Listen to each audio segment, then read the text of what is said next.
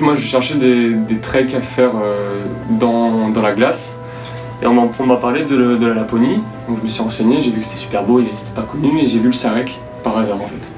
J'en ai parlé à Vincent qui était direct super chaud et après Thomas je lui ai proposé comme ça rapidement, il m'a dit ouais je suis chaud aussi et hop, coup de tête on est parti.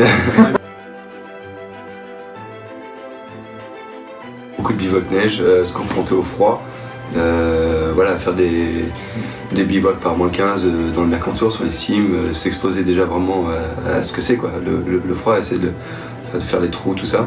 En prenant en compte que la prépa physique on l'avait déjà en fait. Ouais. On était plus ou moins, on s'est pas vraiment entraîné physiquement, on avait une condition physique correcte et on s'est dit que ça passerait. Donc on s'est vraiment plus entraîné à survivre dans le froid que physiquement.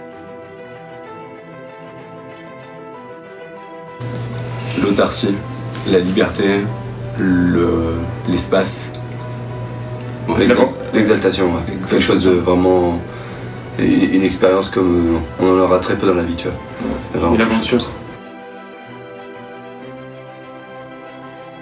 Le deuxième jour, quand on fait 3 km en 5 heures, on se pose de sévères questions, on se dit est-ce qu'on ne s'est pas attaqué à quelque chose de trop dur, de trop hard pour nous, et au final c'était un passage qui était juste très technique et les conditions faisaient que pour progresser c'était très compliqué.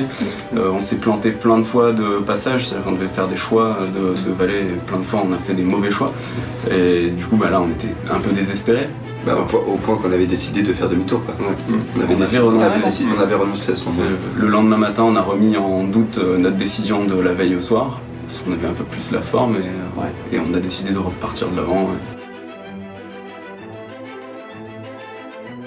Revenir un petit peu à l'essentiel en fait, les choses qu'on oublie.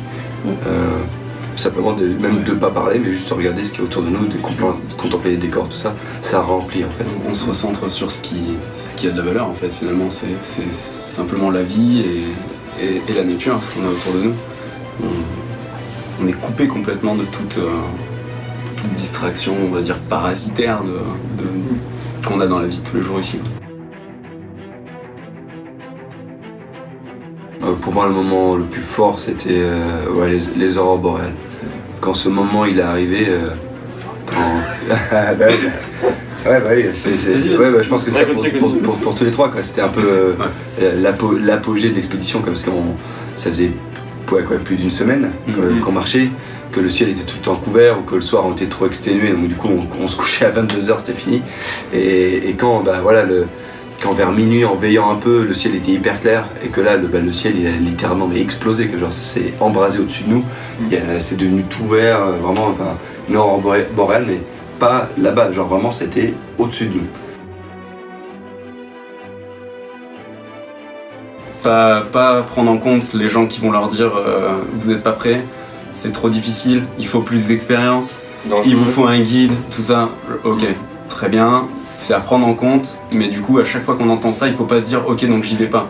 Il faut se dire ok, pourquoi on me dit ça, on va mesurer les risques et on va agir en fonction. Faut bien comprendre, c'est qu'on est des gars de la ville, on n'est pas du tout des explorateurs ou des athlètes.